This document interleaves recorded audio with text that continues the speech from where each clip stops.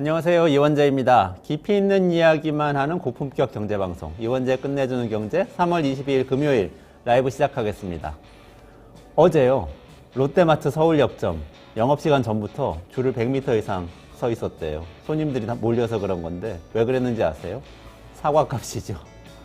사과 한 상자에 9,900원짜리를 내놨대요. 그래서 그걸 광고하니까 사과 사러 다들 몰려가신 건데 롯데마트만 그런 게 아니고 이 서울 지역에 있는 여러 마트에서 할인 행사를 해서 그렇게 됐다는 건데 아시죠? 사과값이 너무 오르니까 정부가 지원금 풀기로 했잖아요. 1,500억 원 풀기로 했는데 대부분이 할인 지원금, 그러니까 마트나 유통업체들한테 가는 할인 지원금 또는 공급자에게 가는 지원금 이렇게 돼 있습니다. 그러니까 일단 일시적으로 유통업체에서는 할인 행사를 할 수 있게 돼 있는 거예요. 그래서 할인 행사 했더니 많은 분들이 몰려가서 사게 됐죠. 근데 이렇게 하면 비쌌던 사과값이 잡힐까요? 당장은 싸게 나와요. 그렇죠? 한 상자에 9,900원이면 아주 싸죠. 최근의 시세하고 비교하면. 근데 이게 오래 갈까요? 아니죠. 다 팔리면 끝이에요. 왜 그런지는 여러분들이 고등학교 사회 시간에 배웠던 경제학, 아주 간단한 경제학 기억해 보시면 쉽게 알 수 있습니다. 수요 공급의 법칙이라고 있죠. 기억하시죠? 그래프 X표. 수요 곡선하고 공급 곡선이 만나가지고 만나는 점에서 가격이 형성된다는 거. 그리고 가격이 오르면 공급은 늘어나죠. 왜냐? 공급자들은 비싸게 팔고 싶으니까 비싸지면 더 생산을 해서 더 공급하는 거죠. 그래서 공급이 늘어나면 가격이 올랐다가도 다시 떨어질 수 있다. 이렇게 설명하는 게 이 수요 공급의 법칙인데요. 근데 사과의 경우에 이게 작동할까요? 작동하지 않습니다. 작동하지 않았기 때문에 지금 문제가 생긴 건데요. 왜냐? 농촌경제원건이 분석을 했어요. 작년 말 기준으로 우리나라의 사과 저장량, 사과 재고라고 할 수 있죠. 그게 1년 전에 비해서 어떻게 변했는지 보니까 3분의 2로 줄었습니다. 한 30% 정도가 날아간 거예요. 없어진 겁니다. 왜 그러냐? 작년 3월 달에 너무 더웠다, 너무 추워졌다는 거예요. 그러니까 기후가 변해서 사과 생산량이 급속하게 줄었고 그렇기 때문에 공급이 줄었고 그렇기 때문에 가격이 올랐던 겁니다. 근데 가격이 올랐다고 해서 사과 생산자들이 비싸니까 더 많이 팔아야지 이렇게 생각하면서 생산을 바로 늘릴 수 있을까요? 없습니다. 장기적으로라도 늘릴 수 없습니다. 그러면 잠깐 가격 할인 행사를 해서 조금 일찍 판다고 하더라도 일찍 도착해서 사신 분들만 사고 그냥 끝나는 거죠. 이것을 공급의 가격 탄력성이라는 개념으로 경제학에서는 설명을 합니다. 자, 가격 탄력성이란 건 가격이 바뀌었을 때 수요나 공급이 얼마나 빨리 거기에 적응해서 바뀌느냐. 예를 들어서 가격이 떨어지면 사람들이 얼마나 더 빨리 수요를 늘리느냐. 싸니까 더 많이 사고 싶잖아요. 또는 가격이 올라가면 공급자들이 얼마나 빨리 생산을 늘려서 생산을 더 하느냐. 공급을 늘리느냐. 이게 이제 가격 탄력성인데 사과를 포함해서 농작물은 공급의 가격 탄력성이 원래도 아주 낮은 상품입니다. 당연하죠. 가격이 올라서 생산자들이 더 많이 생산하고 싶어도 최소한 1년은 기다려야 되잖아요. 지금 심으면 1년 뒤에 나오니까. 게다가 이번처럼 기후가 바뀌어서 뭔가 공급에 제약이 생길 경우에는 아예 아무리 가격이 올라도 더 공급을 못하게 되는 경우도 비일비재하게 생깁니다. 그렇기 때문에 공급의 가격 탄력성이 굉장히 낮은 제품이 사과이고 또 농작물입니다. 아주 기본적인 건데요. 그렇기 때문에 사과나 농산물에서는 정부가 지원금을 주어서 뭔가 생산을 독려하거나 아니면 가격을 할인하더라도 공급이 바로 늘 수가 없습니다. 우리가 시장에 정부가 개입해서 지원금을 줄 때는 미래 생산자들에게 투자가 되어서 그 생산자들이 더 많이 생산할 수 있도록 해주는 것이 정책의 목적이에요. 농산물의 경우에는 더 그렇고요. 농민들이 더 많이 생산할 수 있도록 투자해 주는 것. 근데 이 경우에는 지원금이 그런 역할을 하기가 굉장히 어렵다는 게 경제학에서 가르쳐주고 있는 내용입니다. 이런 점들은 좀 기초적인 내용이니까 잘 참고를 하셔서 정책을 펼쳐주시면 좋겠습니다. 네, 오늘 방송에서는요, 지난주에 이어서 박지훈 변호사, 네, 방송인으로 유명하시지만 또 프로야구 에이전트로도 굉장히 잘 나가고 계신 박 변호사님 모셔서 야구의 경제학 2탄 들어보겠습니다. 최근에 메이저리그 개막전이 한국에서 열려서 또 굉장히 화제를 불러일으켰는데 이 뒷얘기도 좀 들어보도록 하겠습니다. 그리고 이상민 나라살림연구소 수석연구위원님 모실 거고요. 이번 정부의 조세지출 관련된 문제점 좀 짚어보도록 하겠습니다. 1분 기다리시면 다시 돌아오겠습니다.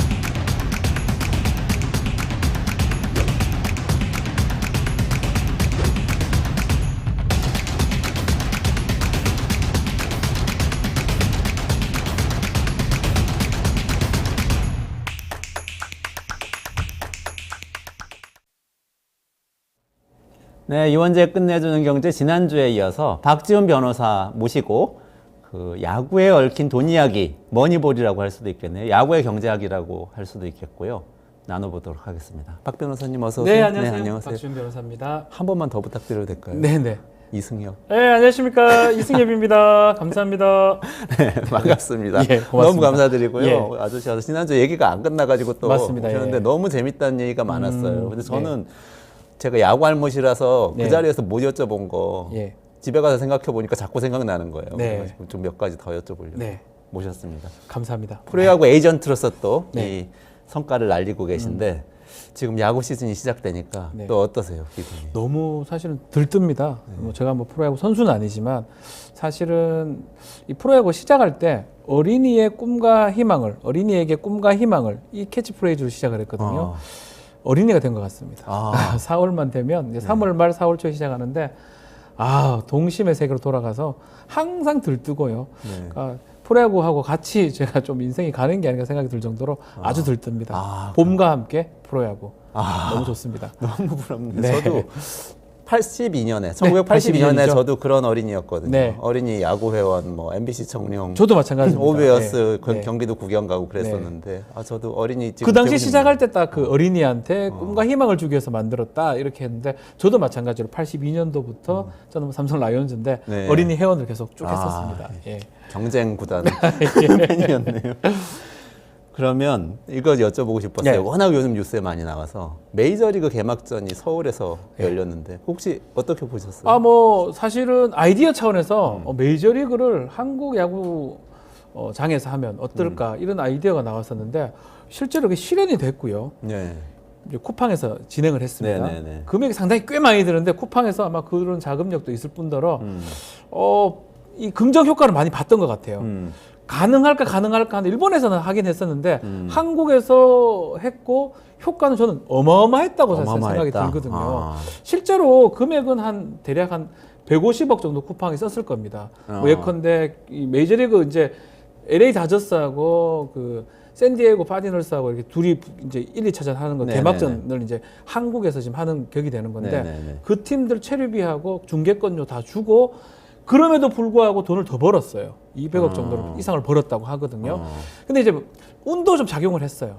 오타니가 올 줄은 몰랐어요. 네. 오타니가 올 거라고 생각하고 이렇게 계약을 했으면 더 비쌌을 것 같다는 생각이 드는데 오타니 같은 변수가 생긴 것 같아요. 아주 경제 효과로 보면 호재 중에 호재가 하나 생겨가지고 매우 큰 어떤 빅 이벤트가 돼버렸고 저는 감히 좀 말씀을 드리면 아주 작은 올림픽 같은 효과, 월드컵 같은 효과를 봤던 게 아닌가 생각도 좀 해봅니다. 아마 그 쿠팡이 그러면 그 계약할 때 오타니 선수가 LA 다저스 가기 전인가요? 몰랐을 겁니다. 가는 것도 LA 모르고. 다저스 갈지 어디 갈지 LA 다저스 갈 가능성도 있었지만 다른 데 갈 가능성도 있었고요. 어떻게 되냐면 지금 이제 미국, 한국, 일본 아니겠습니까? 네네네. 우리 샌디에고에는 우리의 김하승 선수가 있습니다. 네네. 또 일본에도 지금 야마모토 선수가 있는데 거기에다가 오타니까지 가버렸으니까 뭐 여러 가지 이 동양의 최고의 선수들 미국 이거는 뭐 안 될 수도 없는 그런 어떤 이벤트가 아니었나 생각이 듭니다. 저는 오타니 선수 이번에 오는 거 보니까요. 저는 사실 야구를 잘 몰라서 오타니 선수는 9천억 원 계약을 한 사람이다. 이렇게만 알고 있었거든요. 근데 보니까 굉장히 겸손한 것 같고 되게 그리고 아내도 같이 등장했잖아요. 사실은 굉장히 검소한 것 같고 아내가 더 마미코 씨인가요? 뭐 네네. 이름 제가 마미코라고 제가 알고 있는데 농구 선수를 하던 사람이라고 네네네네. 하는데 이번에 최초로 공개가 됐습니다. 네네네. 공개가 되면서 또 최초로 해외여행을 왔는데 그게 한국 게임에 왔다는 거고 일거수일투족이지만 관심을 가졌었는데 아내까지 관심이 됐었는데 그 정도면 특급석에 뭐 VIP석에 할 수도 있는데 일반석에 가서 응원하는 모습이라든지 아주 검소하게 어떤 가방이라든지 그런 것까지 주목이 될 정도로 사실은 오타니 선수 하나하나가 다 이것도 돈이하고 관계되지 않았을까 생각도 듭니다. 너무 잘합니다, 오타니는. 아니 그러니까 그런 태도 있잖아요. 네. 그러니까 뭐 우리 작가님한테 들은 얘기인데 우리 작가님 그 본 경기는 못 가셨는데 네. 그 전에 시범 경기인가요? 네. 그 한국 팀하고 하는 그 경기 가셨더라고요. 네, 갔다 돈 많네요. 오셨는데 예. 그것도 네. 굉장히 비쌌다고 비싸죠. 하는데 다 비쌉니다. 아드님이 야구를 하신다고 네. 해서 또 이제 모성애로 가신 것 네. 같은데요. 근데 갔다 와서 하는 얘기가 이게 엄청나게 좀 인기가 많았고 네. 게다가 일본 사람들도 굉장히 많이 왔고 오타니 덕에 이게 그래서 200억 더 이상 벌었다는 게 오타니 효과였는데 어. 오타니는 이렇게 봐야 될 것 같아요. 오타니는 뭐 여러 가지 장점이 있지만 야구를 너무 잘합니다.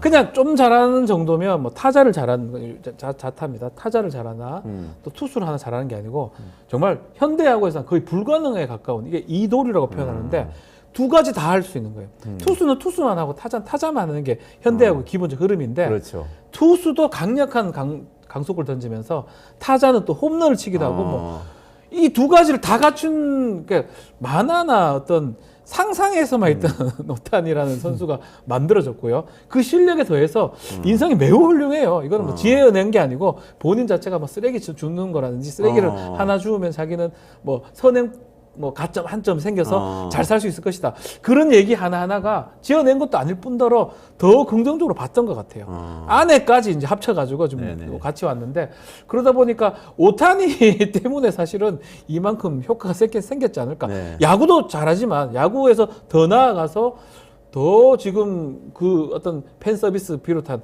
여러 가지 이런 것들이 경제적 효과로 반영된 걸로 보입니다. 또 한국말로 안녕하세요라고 인사도 또 그런 해가지고 것도 한국 인성하고도 관계되는 근데 거죠. 그런 거는 에이전트들이 코치를 좀 해줍니까? 어때요?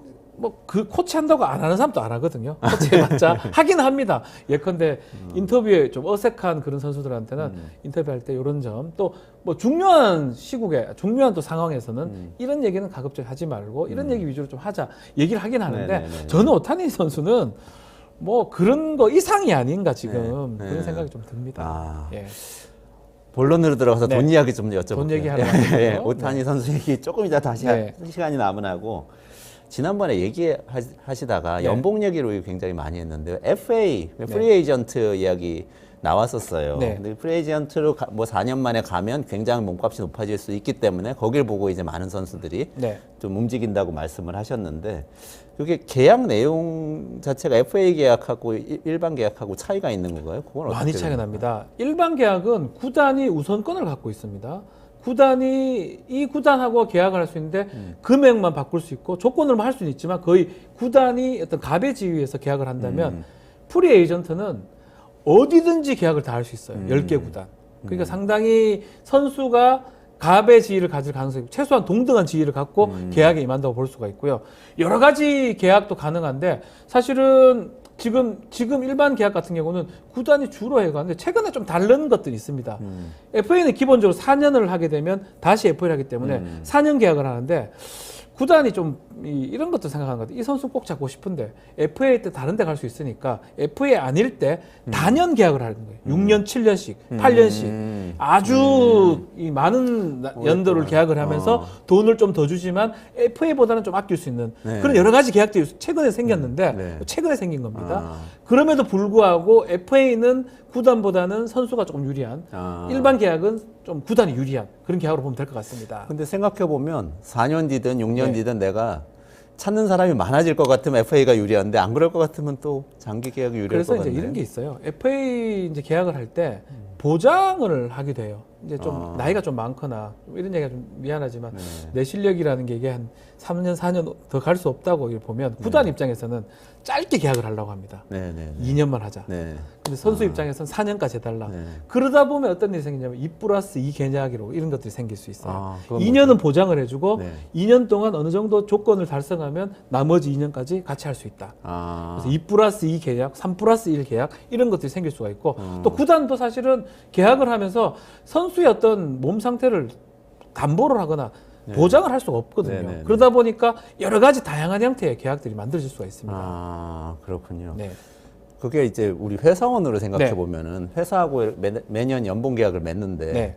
저는 이 회사하고만 한 8년은 지내야 돼. 네. 이렇게 예컨대 약간의 노예 계약 비슷한 계약인 거잖아요, 사실. 똑같습니다. 근데 매년 연봉 계약을 예. 하면 그러면은 연봉 계약할 때 완전 이글 아니에요? 그래서 내가 잘못 성과가 안 좋으면 깎겠다 이렇게 나오면은 어떻게 할 수가 없는 완전 거예요? 의리입니다. 그래서 유일하게 이 일반 계약할 때 구단이 이제 그 보유권을 갖고 있거든요. 1차 지명을 받으면 드래프트에서 뭐 고교야구 선수단 대학 졸업이든지 그 드래프트에서 지명을 받으면 몇 년간은 무조건 이 구단하고만 계약을 해야 됩니다. 그러니까 구단이 요구하는 거, 너 못한 것 같다. 너 요것만 받아라. 잘한 것 같은데요? 그렇게 해봤자 어차피 구단 의견대로 가고 유일하게 예외가 뭐냐면 연봉 조정 신청을 할 수가 있긴 합니다.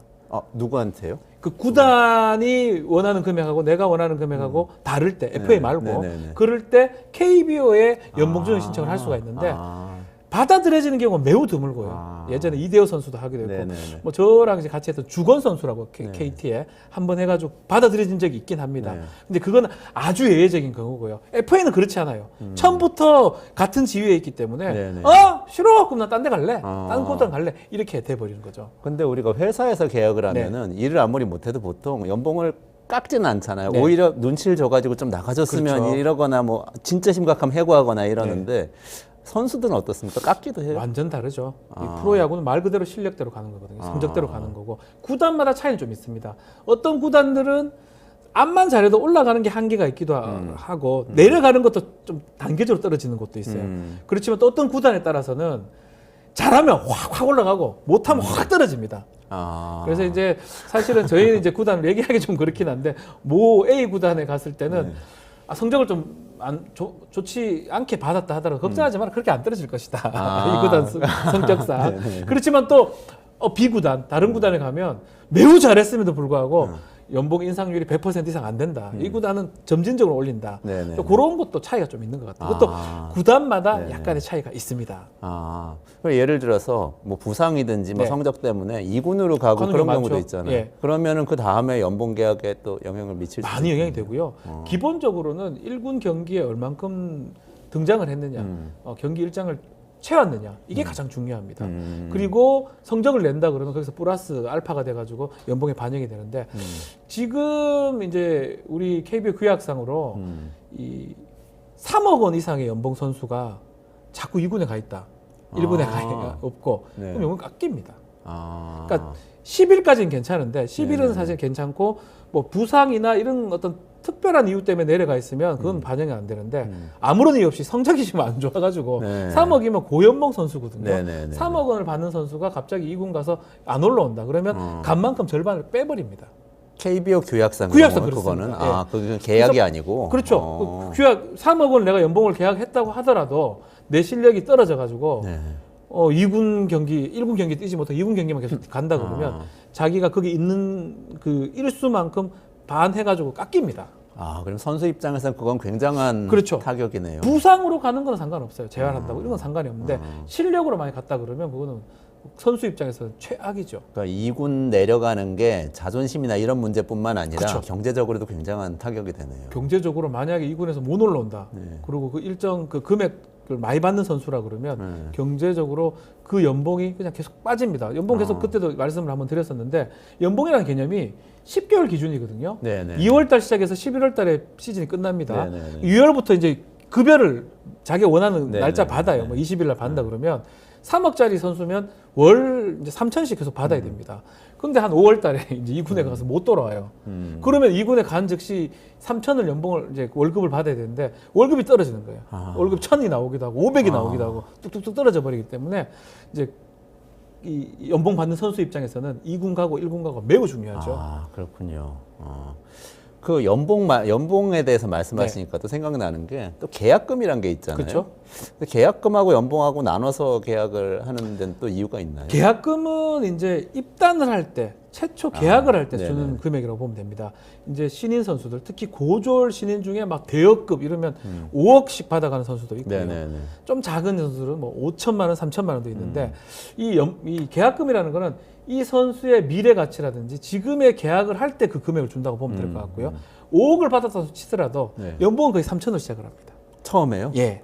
그래요? 신인 선수들 아무리 스타라도 1순위라도 제가 본 적은 없는 것 같거든요. 거의 3천으로 시작하고 그 대신에 이제 그 성적을 낸다 그러면 그 연봉 자체가 그 다음 해에 급격하게 증가를 하죠. 실력이 딱딱딱딱 올라가면 금액들이 계속 올라갑니다. 그거는 왜 그렇죠? 왜 처음에는 낮은 금액으로? 일단은 그렇죠? 어떻게 될지 알 수 없기 때문에. 가능성상으로는 잘할 가능성이 매우 높아 보이지만 뭐 다칠 수도 있는 거고 또 프로에서 검증된 건 아니기 때문에 네네. 그래서 사실은 뭐 제가 같이 했던 삼성 라이온스의 원태인 선수 같은 경우는 시작은 그렇게 시작했지만 네. 계속 연봉이 올라갔었거든요. 네, 그리고 네. 나중에 억대 이상을 받게 되는 경우도 생기니까 그거는 이제 구단 대부분 그렇게 하는 것 같습니다.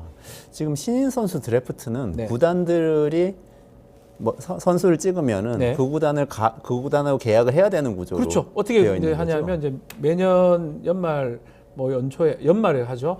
이 신인 드래프트를 하는데 드래프트 신청을 합니다. 고졸들이 많죠. 네네네. 고등학교 졸업했던 선수들이 신청을 하면 구단이 지명을 해요. 이 구단 지명수는 어떻게 되냐면 직전 시즌에 꼴찌 팀이 이제 반대로 합니다. 12팀이 1번, 9위 팀이 이제 2번, 8위 팀이 이제 네네네. 이래서 다시 또 11번은 다시 또 이렇게 1위 팀이 하고 네. 10번 1위, 11번 1위 이렇게 뱅글 돌아가면서 네네네. 하는데 그래서 제일 좋아하는 선수를 이제 꼴찌 팀이 지명을 하는 겁니다. 음. 예를 들어서 뭐 작년 같은 경우는 김태견 선수였나요?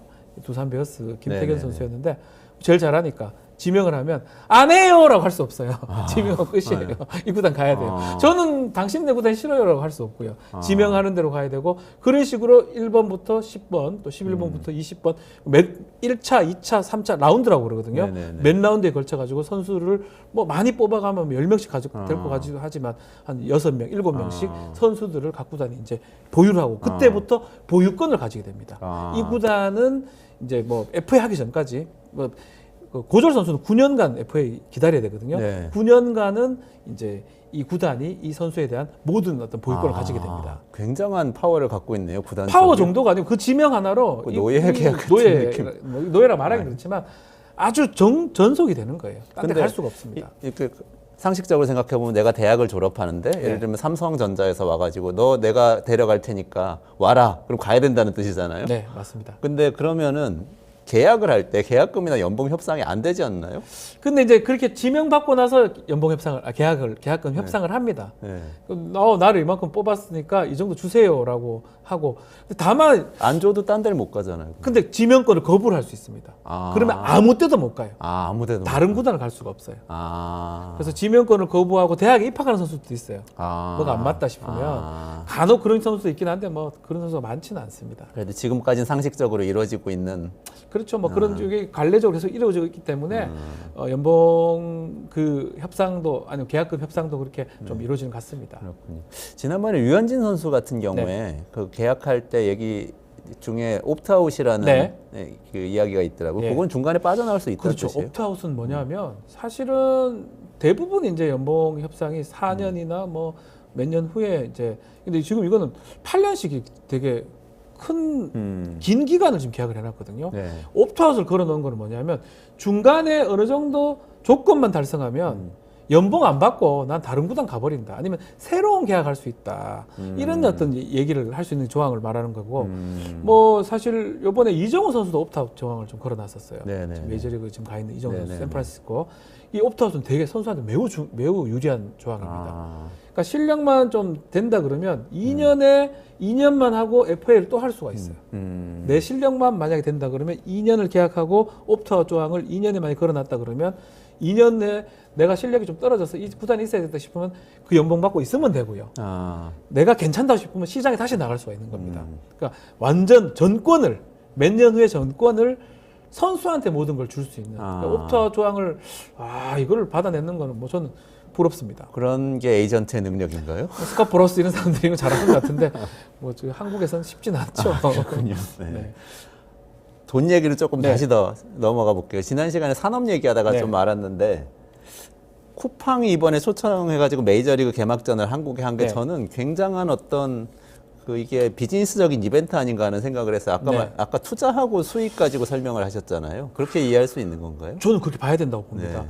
쿠팡이 아마 그거를 다 예상하고 했는지는 뭐 알 수는 없지만 어쨌든 간에 결국 산업이잖아요. 네, 야구 네, 네. 산업이에요. 여기가 옛날 뭐 동네 야구 하듯이 뭐 이렇게 그 하는 게 아니고 여기 지금 걸리는 거 단순히 계산해 보면 중계료 어마어마합니다. 옛날에 중계료 뭐 매덕 뭐 시작할 때 3억으로 시작했던 게 중계료가 기본적으로 지금 600억인가 뭐 그렇거든요.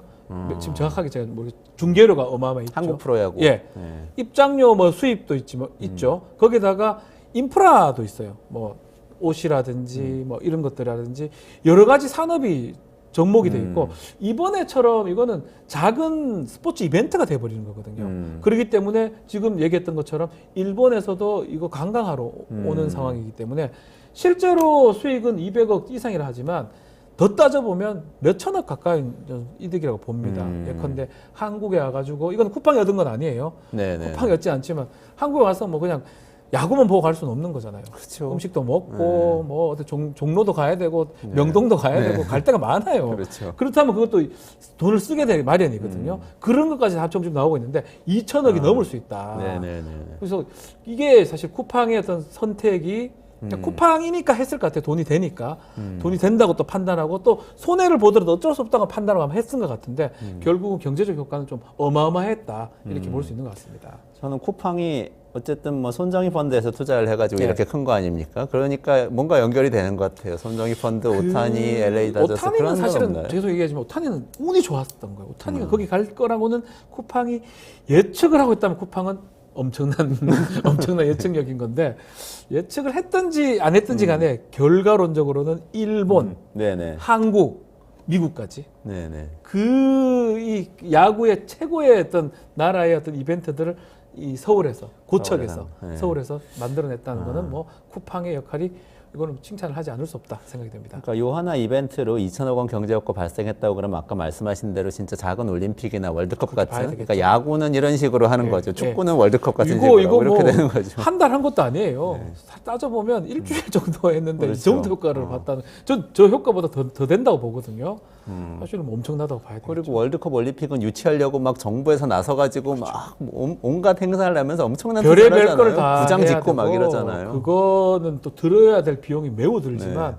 지금의 우리 요새 서울 시리즈 같은 경우는 단돈이라고 말하긴 그렇지만 많이 해봤자 150억입니다. 쿠팡이 150억 예, 쓴 건가요? 뭐 그 중에 중계권료 줘야 되고 그리고 대전료가 지금 몇 가지 이벤트 경기를 했기 때문에 네네네. 뭐 코리아 팀하고 뭐 어떻게 LA 다저스 이런 네네. 그런 대전료 정도만 준비를 한 거거든요.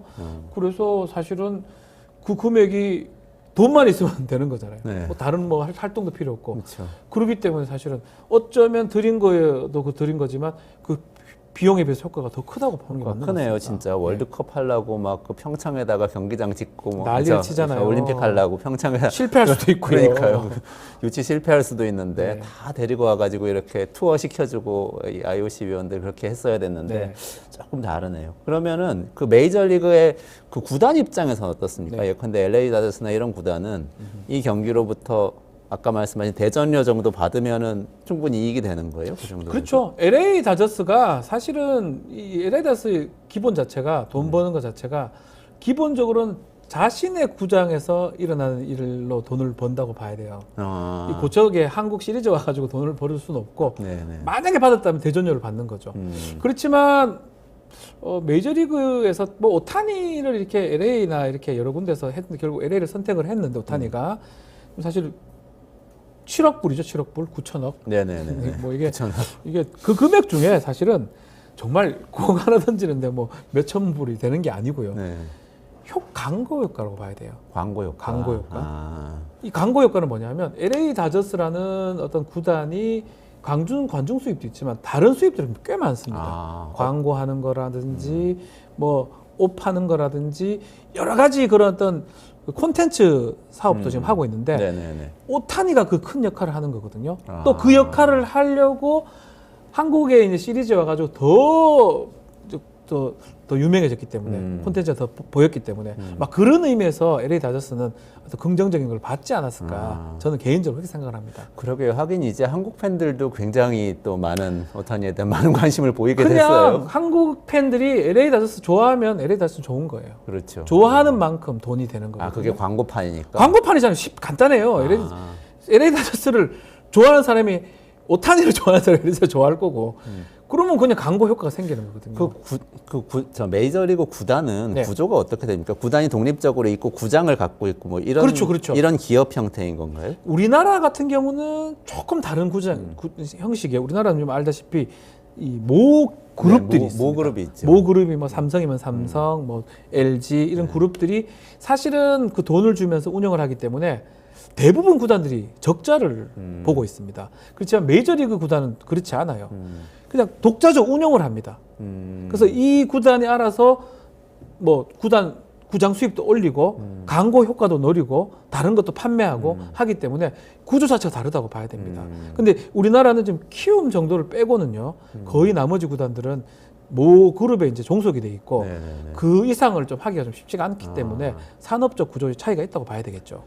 키움은 투자자가 그렇죠. 지금 투자를 키움이죠. 해서- 키움. 투자자가 키움. 투자자가 키움인 예, 거죠. 원래는 근데 이제 몇 차례 이렇게 매각도 계속 하고 바뀌었죠. 예. 했었죠. 원래 시민구단으로 시작을 했고 자본금 얼마로 시작을 했는데 이제 넥센이라는 이제 네네네. 그 구단의 후원을 넥센이라는 그룹 뭐 기업의 후원을 받고 1년 했다면 지금 키움이라는 그 회사죠. 회사에 돈을 받고 그 돈에 맞게 광고도 하고 또 돈도 벌고 이러는데 키움은 제가 알기로는 흑자를 보고 있다고 알고 있거든요.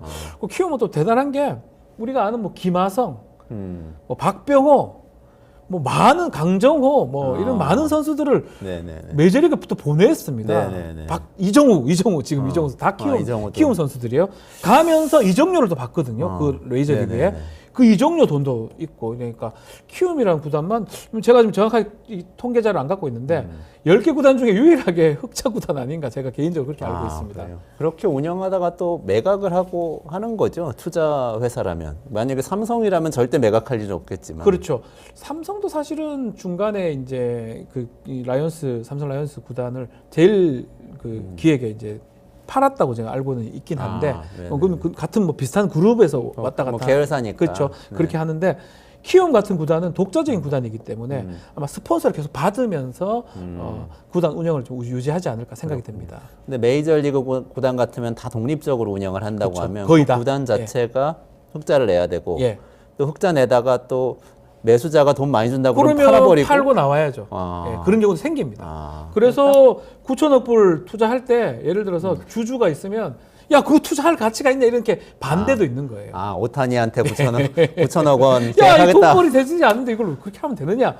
왜냐하면 이거는 사업이거든요. 사업이기 때문에. 근데 우리나라 같은 경우는 이제 예컨대 우리 하나에 글쎄 이제 네네. 유엔 선수를 170억 원을 주면서 8년 계약을 했잖아요. 네네네. 그 구단에서 그렇게 할 때 막 하나 팬들 뭐 이런 것보다는 그냥 하나 모그룹이 반대 안 합니다. 그렇죠. 회장님. 해, 야, 유엔진 오라 해. 그럼 끝나는 거거든요. 회장님 말씀대로 하는 거죠. 그게 이제 그게 돈벌이가 되고 안 되고 그게 뭐 돈벌이 전 될 거라고 생각하지만 네. 그걸 안 따지고 유엔진을 부르기 위해서는 어떤 돈이다 투자를 해라 하지만 이 메이저리그 구단에서는 이 돈을 벌 만한 가치가 있냐라는 걸 반드시 따져보겠죠. 예. 어떻게 보면 상장회사 운영하는 거랑 좀 비슷한 것 같아요. 그냥 메이저리그 쉽게 구단이라고 말하면 그러면. 애플입니다. 그러네요. 삼성이고요. 네네네. 애플에서 판매하는 게 뭐 전화기, 휴대폰, 뭐 삼성에서 휴대폰이지만 여기 판매하는 거는 야구 선수들 경기 판매하는 거거든요. 그 경기를 잘 판매해서 다른 구단보다 더 인기 좋으면 그러니까 그 이미지를 좀 잡기 위해서 그 선수들을 뽑는 거고 또 그걸 뽑아가지고 광고를 하고 그런 것들이 반복된다고 보면 될 것 같습니다. 우리 국내 구단은 적자를 보면서라도 예를 들면 삼성이면 삼성, LG면 LG의 광고판 역할을 하기 위해서 그 역할을 하기 일종의 위해서. 또 반대로 그걸 운영되는 거고. 빼면 소극적 효과, 부정적 효과가 엄청 클 겁니다. 만약에 그렇죠. LG가 빠졌다. 야, 우승한데 빠지냐? 이렇게 하면서 욕을 얻어먹고 그 브랜드 가치가 떨어질 수 있기 때문에 손해를 좀 보더라도 계속 끌고 가는 것 같습니다. 그러면 마지막으로요. 변호사님 시간이 또 금방 가네. 네. 그 야구 팬 입장에서 네. 또 에이전트, 우리 국내 최고의 에이전트 입장에서 메이저리그처럼 애플처럼 테슬라처럼 운영하는 이 구단 시스템하고 우리나라처럼 이 기업이 스폰서해서 운영하는 시스템하고 어느 쪽이 더 설렙니까? 저는 사실은 애플처럼 가야죠. 메이저리그처럼 가야 되는데 그 인프라라는 게 맞는지 그러려면 좀 더 기다려야 될 것 같긴 한데요. 뭐 키움 같은 구단도 이제 나왔고 앞으로는 이제 몇 년이 걸릴지 모르지만 어떤 메이저리그 시기에 구단 운영이 좀 한국 KBO 리그에도 나왔으면 하는 개인적 소박한 바람이 좀 있습니다. 그렇게 되면은 뭐가 더 좋아질까요? 돈이 더 많으니까요. 산업이 커지고. 산업이 커지는 거죠. 그렇죠. 야구 산업이 그냥 야구 보고 말고가 아니고 그 이상 플러스가 네네네. 되면서 선수 몸값도 올라가고요. 그러면 에이전트인 저도 돈 좀 더 벌고요. 그렇군요. 오늘도 말씀 고맙습니다. 네, 박지훈 변호사님 프로야구 에이전트로 일하고 계신 박지훈 변호사님 모시고 야구의 경제학 들어봤습니다. 네, 고맙습니다. 감사합니다. 수고하셨습니다. 네, 잠시만 기다리시면 이상민 나라살림연구소 수석연구위원님 모셔서 조세 지출에 대한 이야기 듣겠습니다.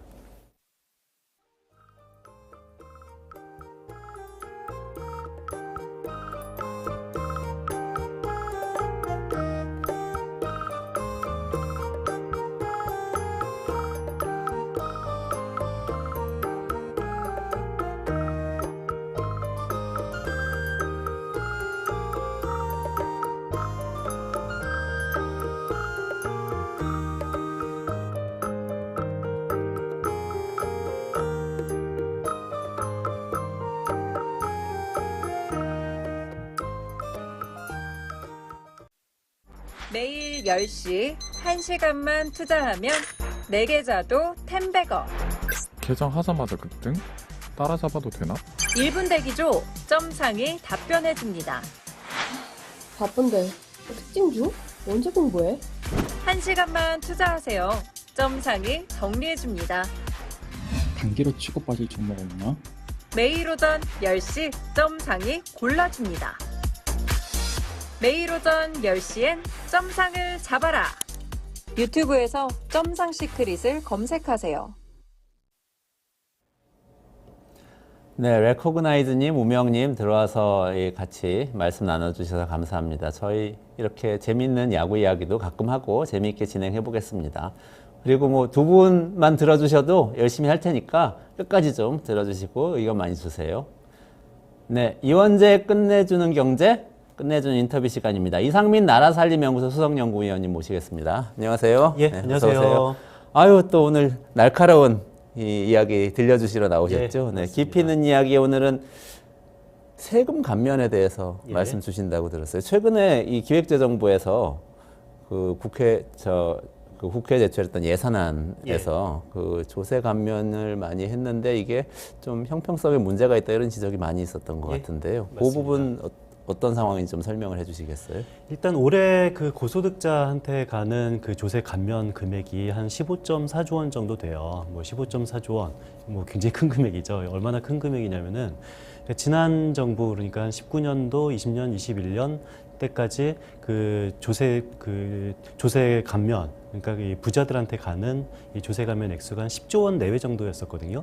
21년도까지는 한 10조 원은 넘지 않았었는데 22년도에 갑자기 이게 13조 원 되고 이 작년에 뭐 14조 원이 넘어가고 올해는 15.4조 원으로 10조 원이 됐던 그 조세 감면 규모가 15.4조 원으로 무려 그 50% 증가한 거예요. 그래서 굉장히 이 부자들한테 세금 감면 혜택이 늘어났다라고 알 수가 있는 거죠. 용어 정리를 조금 설명을 해주시면 좋을 것 같아요. 처음 예. 들으시는 분들도 있기 때문에 일단 조세 감면이라고 할 때 이게 예. 어떤 경우를 뜻하는 건지 하고 그다음 고소득자라고 하면은 어느 예. 정도 고소득자인지 요거 좀 말씀해 주세요. 그러니까 말 그대로 조세 감면은 세금을 깎아주는 거죠. 그 세금을 깎아주는 그 금액이 깎아준 금액, 이 고소득자한테 세금을 깎아준 금액이 한 15.4조 원 된다라는 건데요. 그러니까 고소득자에 대한 기준은 뭐 각각 달라요. 근데 이번에 고소득자의 기준은 이 기재부가 주장하는 고소득자 기준이고요. 한 7,800만 원, 뭐 그 정도 넘는 금액을 고소득자라고 기재부가 이 통계에 담았습니다. 아, 그렇군요. 그러니까 세금을 받는 경우로는 주로 우리 연말정산해 가지고 예, 예. 세액공제 받고 하는 예, 바로 그걸 뜻하는 겁니다. 바로 예. 그걸 뜻하는 거죠. 예. 그럼 연말정산에서 혜택을 받는 사람은 상당수가 연봉 7,800만 원 이상인 사람이고 그 숫자는 그 비중은 점점 늘어나고 있다. 그렇죠. 이렇게 이해하면 맞습니다. 되는 건가요? 그러니까 연말정산 때 혜택을 받죠. 근데 받긴 받는데 누구나 다 받는 건 아니에요. 일단 혜택을 못 받는 사람은 하위 40% 근로소득자는 1원도 못 받아요. 왜냐하면은 어차피 지금 현재도 하위 40% 근로소득자는 세금을 한 푼도 안 내거든요. 그래서 세금을 내지도 않기 때문에 세금을 깎아줄 수 있는 세금이 없는 거고요. 그래서 이 세금을 감면해 준다라는 얘기는 하위 40%를 빼고 상위 60%에게만 혜택이 돌아갈 수밖에 없는 건데요. 상위 60%라 하더라도 내가 세금을 조금 내면은 세금 감면 혜택은 조금 받는 거고 세금을 많이 내는 고소득자에게 세금 감면 혜택이 더 많이 돌아가게 되는 구조인 거죠. 아니 사실 그래서 기재부에서는 예, 예. 이런 이제 비판 보도가 좀 나오니까 예, 예. 해명을 했는데 해명 예. 내용이 딱 그거더라고요. 예. 많이 낸 사람이 많이 감면받는 게 당연한 게 아니냐. 그렇죠. 어떻게 생각하세요? 이거 그러니까 어떻게- 기재부 말이 너무 맞는 말이긴 해요. 근데 너무 맞는 말이어서 맞는 말이 아니거든요. 이게 무슨 소리냐면은 제가 성적이 떨어졌어요. 네. 그래서 엄마가 저를 혼냈어요. 그래서 왜 성적이 떨어졌냐? 아니 공부를 안 하면 성적이 떨어지는 건 당연한 거 아니냐라고 이렇게 엄마한테 항변하면 뭐 어떻게 될 것 같아요? 두드려 맞을 것 같은데. 그러니까 너무 맞는 말이에요. 공부를 안 하면 성적이 떨어지는 거고 세금을 많이 감면을 하면은 그게 고소득자한테 혜택이 집중될 수밖에 없는 거예요. 그래서 너무 당연한 맞는 얘기를 했는데 그래서 우리는 성적을 올리기 위해서 공부를 열심히 해야 되는 거잖아요.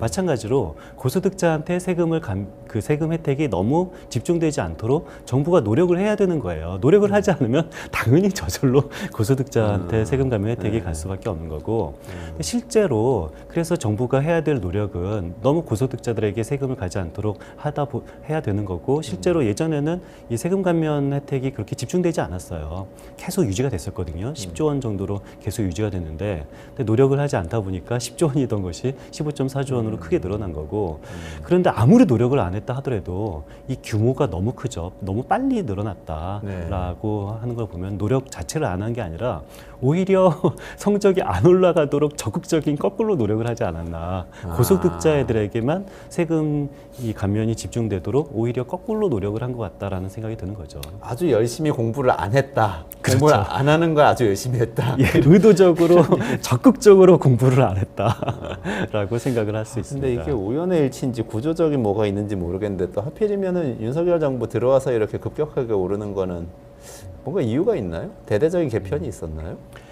일단 이 물가가 올라가면은 자동으로 좀 고소득자들에게 세금 감면 혜택이 증가가 되거든요. 그러니까 윤석열 정부 그 기재부가 그 변명한 거에 따라서도 이게 어떤 고소득자들의 그런 사회보험료 같은 게 올라가서 그렇다. 사회보험료가 올라가면은 그만큼 세금이 감면이 된다라는 건데 사회보험료가 왜 올라갔냐면은 이게 물가가 올라간 거예요. 그래서 물가가 많이 올라가면은 당연히 이 고소득자들한테 세금 혜택, 세금 감면 혜택도 더 크게 증가되는 그런 경향이 있습니다.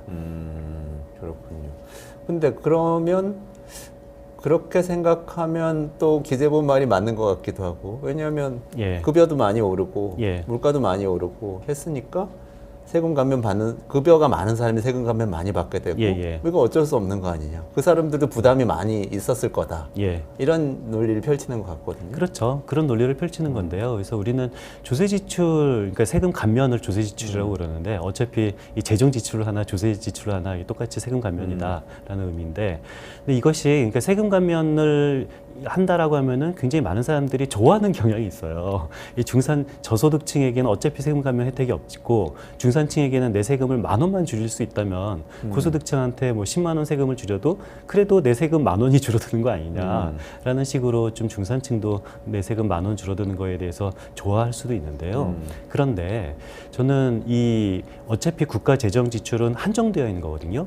내가 세금을 줄이면은 누군가는 최소한 우리 후손이라도 그 줄여준 세금에 대해서 메워야 되는 거예요. 그렇다면은 내 세금을 10,000원 줄이고 고소득자 세금을 90,000원 줄인다. 이랬을 경우에 나도 언젠가는 메워야 되고 고소득자도 언젠가는 메워야 된다라면은 이게 고소득자들의 세금 감면 혜택이 너무 집중되는 것은 중산층에게도 당연히 좋은 것은 아닌 거죠.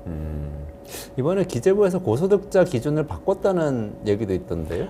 그게 제가 요 작년에 발굴한 제 특종인데요. 이게 뭔 소리냐면은, 그러니까 22년도 기재부 홍보 자료를 보니까 고소득자한테 가는 세금 감면 혜택이 줄었습니다라고 홍보를 한 거예요. 근데 느낌으로 이거는 아니다. 뭔가 이 깊은 속셈이 있을 것이다라고 해서 제가 좀 자료를 조사해 봤어요. 자료를 조사해 봤더니 22년도 이전에는 이 그 평균 소득의 150%가 넘는 사람을 고소득자라고 정의를 했었는데 갑자기 22년도에 정의를 바꿔서 150% 넘는 것이 고소득자 아니라 이 평균 소득의 200%가 넘는 사람이 고소득자라고 고소득자 범위를 굉장히 축소시킨 거죠. 범위를 축소시키니까 23년도부터 고소득자로 가는 이 세금 감면 혜택이 약간 줄었다. 뭐 0. 몇 프로 준다라고 홍보를 했는데 예상상으로는 고소득자한테 그렇게 통계 기준을 바꿔서 고소득자한테 가는 세금 감면 혜택을 줄였는데 결산상 보니까 실질적으로 1년 지나고 평가해 보니까 아무리 고소득자 범위를 줄여놔도 그럼에도 불구하고 고소득자한테로 가는 세금 감면 혜택이 그래도 늘어난 겁니다. 근데 이게 지금 150%하고 예. 200%하고 비교를 했는데도 예. 늘어난 건가요? 그렇죠. 그렇기 때문에 고소득자가 굉장히 줄었을 거 아니에요. 고소득자의 200% 기준을 바꿔서 고소득자의 범위를 줄였는데도 워낙 이 좁은 범위의 고소득자들의 세금 감면 혜택이 크게 늘었기 때문에 그래서 결과적으로 보면은 고소득자 비중조차도 오히려 더 늘어났고 금액이 굉장히 크게 늘어난 거죠. 그 고소득자 또 뭐 소득 불평등이 커지면 200% 이상인 예, 사람들도 맞습니다. 늘어나는 부분도 있을 거고. 맞습니다. 그러니까 쉽게 말해서 한마디로 정리하면은 고소득자한테 가는 세금 감면 혜택이 너무 늘어나지 않도록 통계 기준을 바꾸는 그 엄청난 노력을 통해서도 그럼에도 불구하고 고소득자한테 가는 이 세금 감면 혜택이 더 늘어났다. 통계 기준 바꾸는 것 정도 가지고도 해결될 수 없는 정도로 고소득자 세금 감면이 늘어난 거죠. 그렇군요. 그 지금 고소득자하고 저소득자 이 불균형 문제도 있었지만 예. 대기업한테 너무 많은 혜택이 간다 이 얘기도 좀 있었던 것 같아요. 그렇죠. 이 재벌 기업들한테 가는 세금 감면 혜택이 올해 한 6.6조 원 정도 되거든요. 근데 6.6조 원이 작년보다 한 2.2조 원이 늘어난 거예요. 1년 만에 2.2조 원의 혜택이 대기업에게 집중된다는 것은 굉장히 큰 폭으로 대기업의 조세 감면이 늘어났다라고 이해할 수 있습니다. 그래요. 근데 이제 대기업한테 혜택이 또 집중되는 거는 한편으로 보면은 대기업이 뭔가 조세 감면을 받을 수 있는 활동을 많이 하니까 그렇죠. R&D를 한다든지 예. 뭐 기부를 할 수도 있고 예. 그래서 감면이 됐다고 볼 수도 있는 거 아닌가요? 맞습니다. 그래서 대부분 R&D 감면이에요. 뭐 이 설비 투자를 하거나 R&D를 했을 때 이 세금 감면 혜택을 훨씬 더 크게 늘렸는데요. 그러니까 이런 것들 때문에 당연히 대기업의 조세 감면 혜택이 늘어난 건데 그런데 우리나라 대기업은 굉장히 효율적인 집단이거든요. 그 효율적인 집단이라는 건 뭐냐면은 지금 투자를 할 타이밍이라면은 그 타이밍을 놓치지 않고 항상 투자를 해요. 세금 감면을 하든 세금 감면을 안 하든 내가 돈이 없으면은 달러 돈을 빌려서라도 투자를 하는 집단인 거고요. 근데 지금 현재 투자를 할 실익이 없다, 경제적으로 큰 의미가 없다라고 한다면은 세금 감면을 해준다 하더라도 투자를 할 필요가 없는 거죠. 우리나라 대기업의 효율성을 그렇게 무시할 필요는 없는데요. 그러니까 이 말은 현재 우리나라 대기업은 굉장히 돈도 많이 쌓아놓고 있습니다. 그러니까 투자할 여력이 없어서 투자를 안 하는 것이 아니라 지금 투자할 타이밍에 맞춰서 할 때는 반드시 한다, 안 할 때는 반드시 안 한다. 이런 대기업에게 이런 투자 공제를 늘렸을 때 얼마나 실질적인 투자 증대 효과가 일어날지는 저는 굉장히 미지수라고 봅니다. 그렇군요. 그러니까 이거는 어떻게 보면은 좀 철학이나 관점의 차이일 수도 있겠네요. 정부에서는 또 이야기하기를 그렇게 해서 효율적인 기업한테 더 세제 지원이 가면 효율적인 기업이 더 일을 잘할 거기 때문에 생산성이 높아지고 고용도 더 늘리고 이렇게 되지 않겠냐 이런 설명을 하는 것 같아요. 그렇죠. 맞습니다. 한덕수 총리께서 국회에서 그런 식으로 설명하셨어요. 이게 아니 뭐 세금 감면해주면 투자도 늘고 투자 늘면 경제도 활성화되고 그래서 우리 모두에게 혜택이 돌아간다라고 말을 했더니 그때 대정부 질의 때 야당 국회의원이 아니 그러면은 그 낙수 효과를 아직도 낙수 효과가 존재한다고 믿는 것이냐라고 물어봤을 때 한덕수 총리께서는 아니다. 낙수 효과 나는 이것을 낙수 효과라고 생각하지 않는다라고 부정을 했거든요. 그러니까 이 말은 뭐냐면은 낙수 효과를 믿는 것처럼 말을 해놓고 낙수 효과가 있다라고 이게 솔직하게 주장하는 것이 아니라 내 말은 낙수 효과가 아니다. 그러니까 낙수 효과가 있다라는 말을 솔직하게 주장조차 못하고 있는 거죠. 한덕수 총리께서도. 저는 그 발언을 못 봤는데 굉장히 헷갈리네요. 그렇죠. 그러니까 낙수 효과라고 맞습니다. 하면은 위에다가 뭔가를 예. 떨어뜨려주면 쭉 이게 흘러서 아래까지 간다. 다시 말해서 대기업이나 고소득층한테 혜택이 가는 어떤 정책을 펼치면 예, 예. 저소득층이나 중소기업한테도 쭉 퍼지게 된다. 그게 맞습니다. 자본주의 시장 경제다. 이렇게 주장하는 그게 낙수 이론이잖아요. 효과의 이론인데 네. 그런 식으로 말을 해놓고서 낙수 효과가 아직까지 존재한다고 믿는 것이냐라고 했을 때 저는 그래 낙수 효과 아직까지 존재한다. 우리 정부는 낙수 효과가 존재한다고 믿기 때문에 우리 정부를 믿고 따르자라고 말을 했으면 저는 나름대로 솔직한 주장이라고 생각을 해요. 그런데 이 대기업에게 지원을 해주면은 그것이 결과적으로 전체 경제가 좋아진다라고 말은 그렇게 해놓고서 낙수 효과가 있다라고 그럼 아직도 믿느냐라는 질문에서는 아니다. 이건 낙수 효과가 아니다라고 말하는 거 보면은 정부도 낙수 효과가 지금 현재까지도 존재한다라고 말하는 것을 이게 굉장히 두려워하는 거죠. 그렇죠. 그 정부도 낙수 자신이 효과에 없는 대해서 겁니다. 경제학계에서도 뭐 그런 게 없다는 거를 오랫동안 반증을 해왔고 그게 예, 뭐한 맞습니다. 10년 정도 된 거 아니에요? 토마 피케티 이후에. 그래서 맞습니다. 그 논쟁을 하고 싶지는 않은가 보죠. 그렇지만 행동은 어쨌든 낙수 효과 경제를, 낙수 예. 효과가 있는 경제를 상정하고 지금 행동을 하고 있다고 봐도 되겠죠. 그럼요. 그렇게 해석될 수밖에 없는 거죠. 그러면은 최근에 그 대통령이 예, 예. 감세 정책을 또 계속 내놨잖아요. 맞습니다. 총선을 앞두고 너무 내놓은 거란 얘기도 있고 그런데 이 감세 정책도 그런 관점에서 볼 수 있는 건가요? 저는 좀 전에 제가 한덕수 총리를 비판했잖아요. 네네. 아니 논리적으로 낙수 효과를 말하면서 네네. 왜 낙수 효과를 부정하냐라고 비판했는데 윤석열 대통령께서는 굉장히 솔직하신 분입니다. 한덕수 총리 같은 분이 아니고 이 며칠 전에 민생 토론회에서 네. 부자들에게 세금을 감면해 주는 것은 좋은 것이다.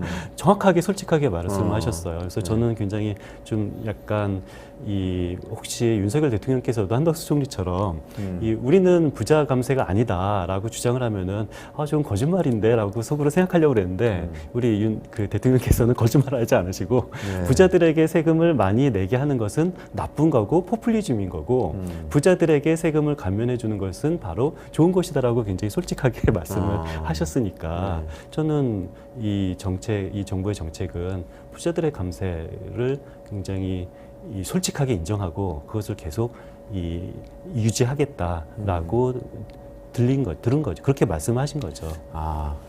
벤틀리 얘기도 하고 몇 차례 그런 얘기 하신 것 같아요. 대통령께서는. 맞습니다. 벤틀리 만들면은 여러 가난한 사람, 서민들한테까지 혜택이 가는 거 아니냐. 예, 그렇죠.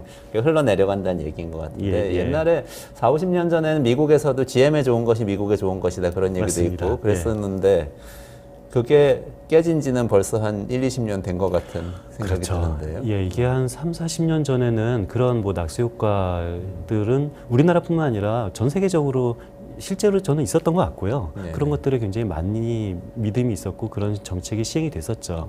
근데 이제는 이 산업 구조가 바뀌면서 낙수 효과는 더 이상 없다라는 그런 것이 컨센서스가 돼서 우리 총리께서는 낙수 효과가 아니다라고 부정을 하셨지만 굉장히 솔직한 우리 대통령께서는 부자들에게 세금을 감면해 주는 것은 좋은 것이다라고 정확하게 말씀을 하신 거죠. 그러면은 지금 윤석열 대통령이 이렇게 내놓고 있는 예. 이 여러 가지 감세 정책 중에서 그런 대표적인 게 뭐가 있을까요? 구체적으로 좀 생각나는 게 있으세요?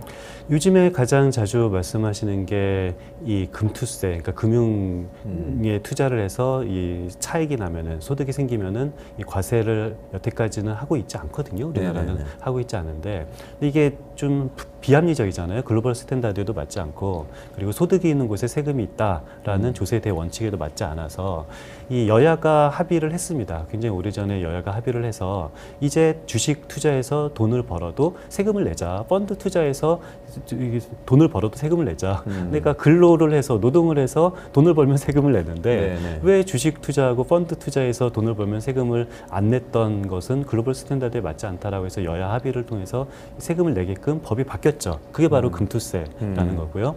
그래서 금투세가 시행되기로 법이 바뀌었는데 이게 그 시행 시점만 좀 미뤄졌습니다. 근데 시행 시점만 미뤄졌는데 요즘에 그 대통령께서는 미루는 거 말고 아예 세금을 내게 하지 말자. 금투세를 폐지하자라고 하는데 이런 것들이 굉장히 글로벌 스탠다드에도 맞지 않고 이 소득이 있는 곳에 세금이 있다라는 조세 원칙에도 맞지 않는 정책인 거죠. 그것도 따지고 보자면 낙수 효과를 기대하면서 맞습니다. 펼칠 수 있는 정책인데 낙수 효과는 아마도 없을 것으로 많은 분들이 생각하고 그렇죠. 그러니까 이 있다. 전 세계 경제학자들이 다들 훌륭하신 분이 많거든요. 굉장히 똑똑하신 경제학자들이 이 전 세계에 많이 있는데 그런 분들이 실증 논문을 많이 썼잖아요. 네네네. 그래서 저는 이 뇌피셜이라고 보통 말을 하는데 네. 근거 없이 어떤 내 느낌적 느낌으로 정책을 하는 것이 아니라 어떤 근거를 가지고 어떤 실증적인 근거를 가지고 정책을 펼쳐야 된다라고 생각을 하고 있는데요. 그런 뭐 낙수 효과가 사라졌다라는 그런 실증적인 그런 연구는 굉장히 많이 있습니다. 그러면 이 정책이 이런 낙수 효과 노린 정책은 뇌피셜 정책이다 이렇게 그렇죠. 말씀하시는 건가요? 그래서 우리 총리께서도 이것은 낙수 효과가 아니다라고 낙수 효과가 있다라는 그런 워딩, 그런 말씀은 못 하신 거잖아요. 너무 강한 비판을 너무 차분하고 합리적으로 해주시네요. 네. 제가 마지막으로 여쭤보고 싶은 게 있는데 이거는 예. 우리 개인들한테 다 해당되는 것 같아요. 예. 진짜 말씀을 쭉 듣고 보니까 제가 연말정산 해가지고 세금 돌려받잖아요. 그럼 굉장히 기분 좋잖아요. 아, 기분 13월에 월급이라는 얘기도 예, 맞습니다. 많이 들어오면 몇십만 원 들어오면 와 이게 뭔가 횡재한 것 같고 예. 근데 좋아할 일이 아닐 수도 있겠다 이런 생각도 드는데요. 그렇죠. 우리 그 경제학에서 굉장히 유명한 실험이 있는데요. 그 10만 원을 딱 받고 내가 마음대로 이렇게 나눠준다. 이렇게 당신은 10,000원 가지고 내가 9만 원 갖는다. 이 최후 통첩 게임이라고 하죠. 네네네. 그래서 그랬을 경우에 10,000원만 나눠주면은 많은 사람들이 나는 10,000원은 그냥 안 받을 거야라고 생각하는 사람들이 다수래요. 근데 저는 조세 가면은 최후 통첩 게임 중에서도 특히 그 참가비가 있는 최후 통첩 게임이라고 저는 표현을 하는데요. 내가 이 최후 통첩 게임에 참가하기 위해서 한 2만 원 정도 참가비를 내요. 네. 그랬을 때 상대방이 나한테 10,000원을 준다라고 하면 저는 그것을 받아야 될까요? 거부해야 될까요? 안 받으면 10,000원 손해잖아요. 그럼. 아니요, 10,000원 손은 아닙니다. 왜냐하면 그 참가비가 있는 최후 통첩 게임은 다시 새로운 게임을 또 할 수가 있는 거예요. 정치적으로 합의를 하고 아니야, 나한테 10,000원 주면 나는 10,000원 안 받을 거야 하면은 또 새로운 게임을 해야 되는 거죠. 그러면 룰 세팅을 규칙을 새로 할 수 있다면은 네. 당연히 안 10,000원을 받아야죠. 안 받아야 협상을 되는 거죠. 해야죠. 그리고 맞습니다. 새롭게 협상하는 것이 맞고요. 저는 조세 감면이라는 것은 우리 모두가 다 참가비를 내고 이 우리나라에서 살고 있어요. 참가비를 낸 최후 통첩 게임을 하는데 나한테 10,000원의 세금을 감면해 준다라면은 나는 그것은 거부를 하고 새롭게 룰 세팅을 새롭게 협상을 통해서 다른 방법을 고안하는 것이 더 합리적인 선택이라고 생각합니다. 그러니까 우리 유권자들 입장에서도 예, 예를 들어서 내가 고소득자인데 그렇죠. 찔끔 내가 중산층 정도인데 찔끔 어떤 이 조세 감면을 해준다고 해서 너무 좋아하지 말고 맞습니다. 그것을 덥석 받는 것보다는 예, 전체적으로 구조를 초고소득자들이나 대기업들이 더 많이 세금을 걷도록 만들어서 전체적으로 그렇죠. 분배되게 하는 게 낫겠다. 왜냐하면 그런 국가의 말씀이시죠? 지출은 한정되어 있기 때문에요. 세금을 감면해 주면은 누군가는 나나 나의 후손은 그것을 메워야 될 수밖에 없다라는 사실을 정확하게 인지를 해야 될 것 같습니다. 총선이 다가오니까 또 그 말씀이 더 와닿는데 예. 총선 때 이렇게 선거 때 되면은 또 정당들이 다 세금을 깎아주겠다는 이야기는 무분별하게 쉽게 하고 예, 맞습니다. 그리고 뭐 사실 이런 불편한 얘기는 안 하려고 그러잖아요. 그렇죠. 어떻게 어디에 돈을 쓰겠다라는 얘기만 하고 어떻게 돈을 걷겠다라는 얘기는 하지 않은데요. 저는 우리 이제 다들 합리적인 유권자라면은 책임지는 정치인을 선호를 해야 되는 거죠. 돈을 쓰는 것뿐만 아니라 돈을 어떻게 마련해야 되는지에 대해서도 관심을 가져야 된다고 생각합니다. 네. 그걸 어떻게 판별할 수 있죠?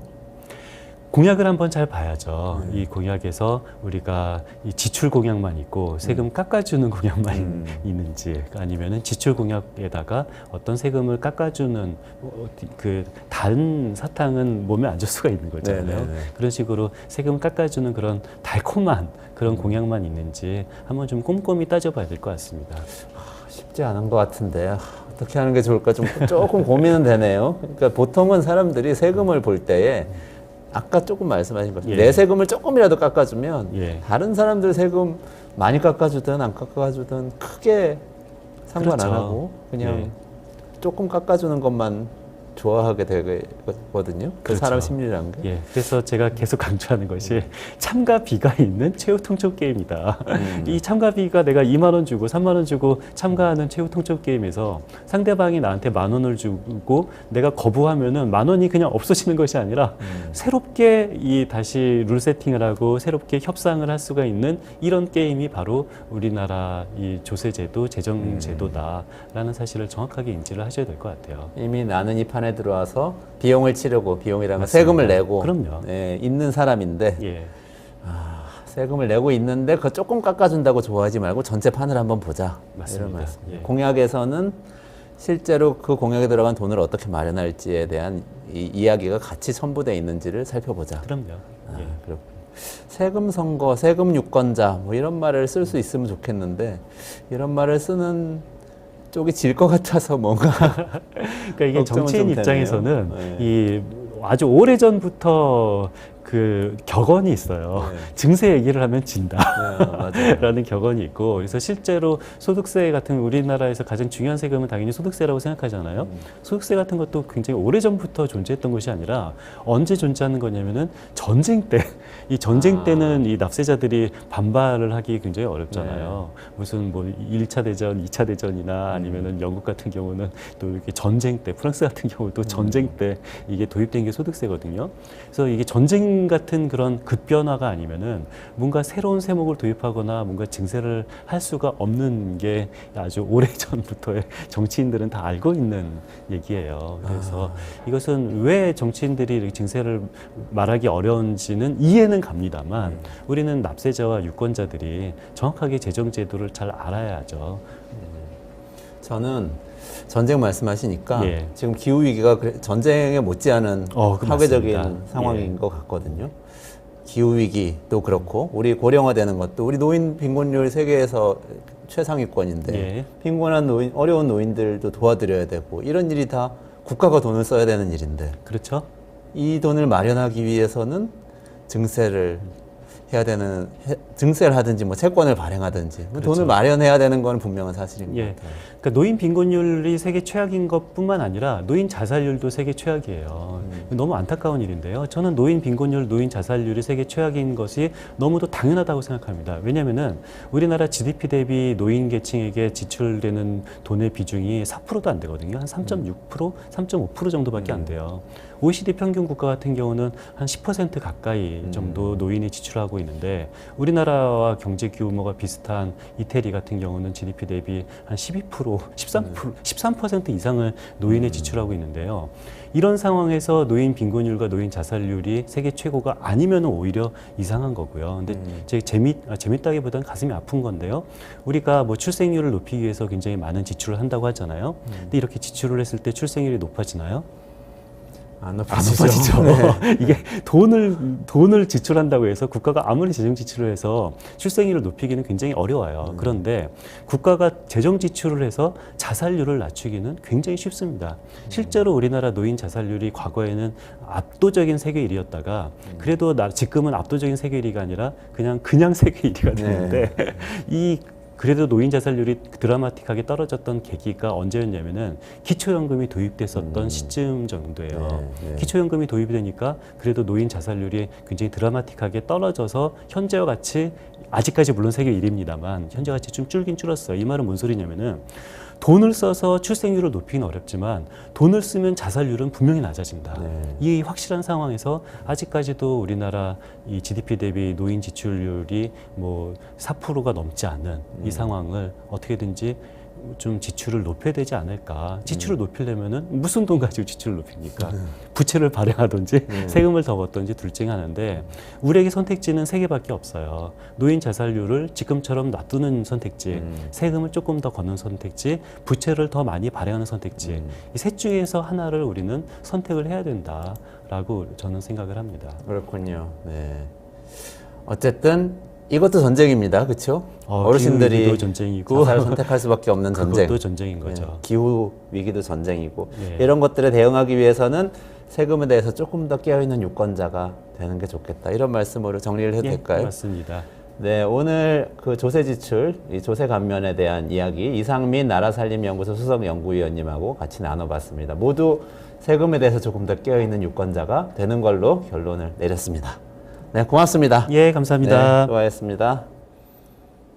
네, 이원재 끝내주는 경제 매일 12시 반에 진행하는데요. 주말은 쉽니다. 그래서 월요일에 12시 반에 라이브는 다시 찾아뵙고요. 주말 중에는 이전에 했던 좋은 영상들도 많이 있고 다시 보기도 있으니까 꼭 다시 찾아주시면 좋겠습니다. 그럼 저는 월요일 12시 반에 뵙겠습니다. 고맙습니다.